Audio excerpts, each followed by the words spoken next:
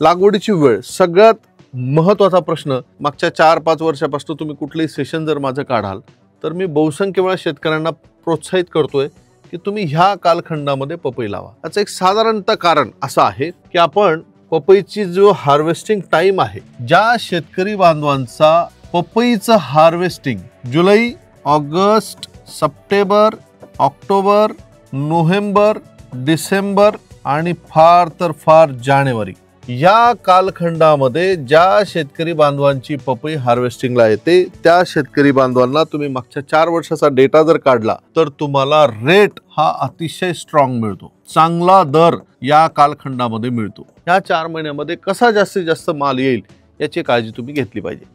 साधारणतः 8 महिने पपईचे जे वाण सध्या बाजारामध्ये 786 असेल, 15 नंबर असेल किंवा वेलकम सीडची वेलकम 46 असेल, या वाणांचा जर तुम्ही विचार केला तर साधारणतः 6 ते 7 महिन्यामध्ये चांगलं नियोजन जर असेल तर सेटिंग होते आणि 9व्या-10व्या महिन्यामध्ये हार्वेस्टिंग होते. इतकं विस्तृत या मुद्द्यावर यासाठी बोलतोय, भारतामध्ये कोणीही या मुद्द्यावर बोलू शकणार नाही इतका अभ्यास मी ह्या पपईच्या लागवडीचा केलाय आणि म्हणून मी आवर्जून या ठिकाणी सांगतोय. हिचं जे हार्वेस्टिंग आहे म्हणजे एका वेळी माल निघण्याचं जे प्रमाण आहे हे खूप जास्त आहे. मी स्वतः एक 4-5 प्लॉट बघितलेत आता. एका वेळी माल तयार होणे आणि मॅक्झिमम माल हा जो सगळ्यात मी याला तुम्ही एकदम मुख्य पिरियड म्हणू शकतात, मेन पिरियड, मुख्य कालावधी ज्यावेळेस दर अतिशय चांगले राहू शकतात.